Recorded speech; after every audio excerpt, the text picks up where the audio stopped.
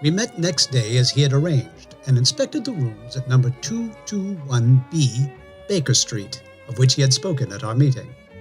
They consisted of a couple of comfortable bedrooms and a single large airy sitting room, cheerfully furnished and illuminated by two broad windows.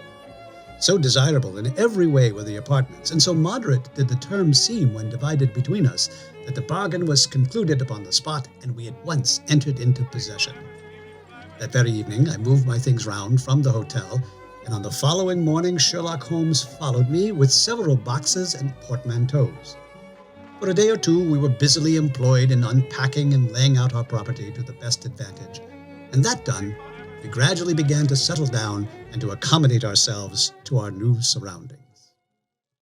And that, my friends, is the first introduction of that famous address at 221B Baker Street, the home of Sherlock Holmes and his companion, Dr. John Watson. And today, we are reviewing Baker Street.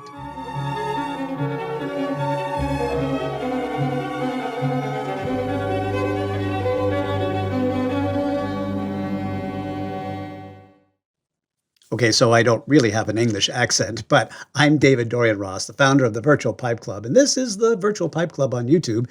Back there is the library, and on this channel we do pipe tobacco reviews, tips on how to get more pleasure out of your pipe smoking experience, and of course the live streams and the recordings of the live streams of the Virtual Pipe Club meetings that we do every week. All brought to you, by the way, by a guy who is not an expert on pipes or tobacco or smoking in any way, shape, or form.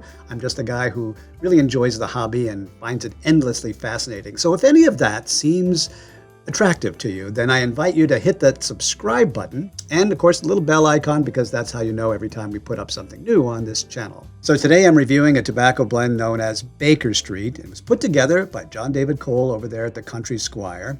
It's supposed to be an English blend with a twist. A blending of latakia, which is common in English blends, and a lot of perique with a bit of Virginias and burleys all thrown in there, and blah, blah, blah. I don't know that much about how these tobaccos are supposed to taste individually, but I am going to give you my impressions about the flavors. Now, before we get started, I think I need to say a word about why I'm such a terrible reviewer and why you might not want to pay any attention to the reviews that I give. First of all, I think I've discovered that I have a really high tolerance for nicotine. So when I describe a tobacco as being medium in nicotine, you might want to prepare yourself for a really strong nicotine flavor. And if I describe a tobacco as having a strong nicotine, you might want to check with your doctor. The other thing is that I found that I have not so sensitive and nuanced palate. And so I don't find the flavors that a lot of other people find. And in fact, I often resort to describing the flavors of tobacco in terms of colors like brown, orange, or something like that. So you may want to tune to some other reviewers to get some of these flavors. But I am going to tell you when I smell or sense things like leather and cream. Now you're forewarned. Let's go on. So first things first, let's talk about what it smells like in the bag. What people who know what they're talking about call it the bag note, or if it's in a tin, the tin note. And I love to just first, that's such a great, I always get overwhelmed by how wonderful these things smell. The first thing is that it's got this really wonderful sort of overripe fruit kind of smell, like overripe peaches and port wine. A little bit, but not so boozy, just the sort of the wine aroma, maybe overripe fruit soaked in port wine. That's what you get when you stick your nose right in it and really take a good strong whiff. But if you pull the bag away and sort of wave it around a little bit, you do start to pick up a bit of that smokiness that is very common with latakias. Smoky like charred wood. Smoky like charred wood that's the remains of a driftwood fire after the night has passed and you wake up in the morning and the fire's burned out, but you still smell a little bit of that smoky driftwood aroma. Both of them are just really great in combination.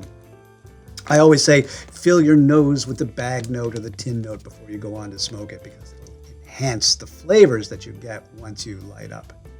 Once you've got the bag note firmly up into your nose, the next thing is you light up and you get the top note or the head note, the first thing that enters into your palate. And I have to say, there are tobaccos that are subtle. There are flavors that sort of build onto you. But Baker Street really is unabashed, uninhibited. It jumps right into your mouth with a very strong, creamy, and somewhat leathery kind of flavor. A leather brown kind of flavor. It's pleasant. It has a bit of that tobacco-y kind of taste to it, but not terrible tobacco like old cigars or something. You wonder why you're smoking this stuff in the first place. And then you go ahead and take another puff on your pipe. No, it's quite pleasant. It fills up your mouth and it stays with you, I think, for the rest of the smoke here as the flavors do develop through the rest of the bowl. I would say that it doesn't taste like fruit, regardless of what you got out of the bag note. It's more of that smoky but creamy. In other words, creamy, not oily, doesn't coat your mouth, and it's light and pleasant. It's quite inviting, which is why, as I'm going to talk about it at the end here, it's a great English blend for people to start with. Yes, this is what's known as the body of the smoke. And as I get down a little bit further into the bowl, into the body of the smoke, that's when that pepper comes forward. That little bit of spiciness, that little bit of a tingle on your tongue. That's most likely from the perique. So now the thing is, this isn't really a new flavor. This isn't a new taste. It's more like an enhancement or a new spice on top of the already creamy and leathery kind of flavor that you got from the head. But pepper, in other words, tingle. Your mouth begins to awaken. The nicotine begins to build. You start to feel the effects of that nicotine, and that's probably understandable because that's one of the things that perique does. So now the flavor is stronger, a little bit stronger flavor, a little bit stronger nicotine. Here we begin to feel like, oh, this is a stronger tobacco. It kind of snuck up on me. In the beginning, it was light and inviting and like, no problem here, nothing to worry about. It's a light and airy apartment illuminated by two broad windows, but there is mystery involved. Then, depending upon the size of the bowl and how much you've packed in there to smoke, you could spend quite a bit of time with that body of the smoke of Baker Street, kind of getting into the perique a little bit, deepening the flavors of the leather, of the campfire. And then, you put it down or you go to refill or something, and there's an aftertaste, what we call the tail end, the aftertaste of the smoke. And without a doubt, without a second thought, it's coffee. Coffee, like a little bit of nuttiness in the coffee, a little bit of that campfire coffee. Like now the sun is well up, and you're sitting all bundled in your cable knit sweater, sitting by a rekindled campfire. The driftwood is burning and the smoke is rising. And you're cradling the coffee in the palms of your hands to warm yourself up a bit. And enjoy that flavor in the back of your mouth. That is the ending of the Baker Street. As I said, Baker Street is supposed to be an English blend, hence the name. What could be more quintessentially English than Sherlock Holmes and his apartments, Baker Street, where he always had tobacco. It's an English blend, and it is a little bit lighter of an English blend. English blends I love, and there is quite a following among pipe smokers for English blends. But it's kind of an acquired taste for a lot of people, especially if you're new to pipe smoking. So this is a great one to start with. As I said, because I don't find it particularly overpowering with the nicotine and strong, but rather medium to even mild, for most people it's probably medium to strong. In fact, I've seen it written up that way quite a lot. Nevertheless, I highly recommend it. I think it's a beautiful smoke. John David, once again, you have outdone yourself, sir. I really love what you put together there.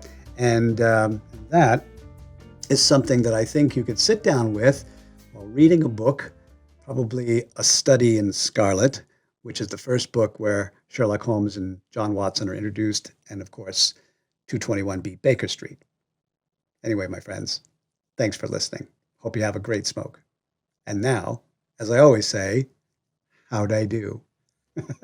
I'm always looking for feedback. I'm always looking for your impressions about what the review gave to you. Did it match what your experience is with these kinds of blends?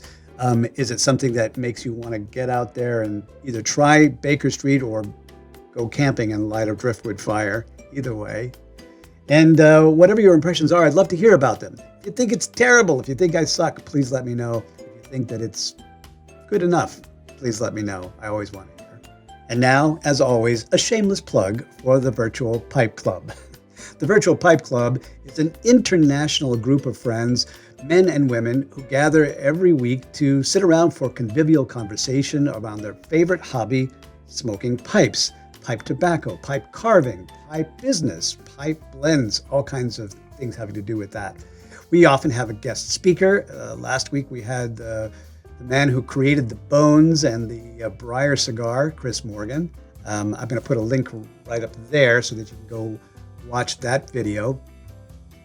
And it's free. It's something that we just do for fun. There's no dues or any hoops that you have to jump through to join. And we'd love to have you there. We also live stream these on YouTube every week. But if you come to the Zoom room where we conduct our meetings, you'll be able to sit in with your camera on and talk to everybody else and enjoy what's going on in person. Anyway, it's every Saturday at 2 p.m. Eastern, 7 p.m. London time. Or should I say 7 p.m. London time? Anyway, I hope to see you there. For now, though, wash your hands, stay safe, and have a great smoke.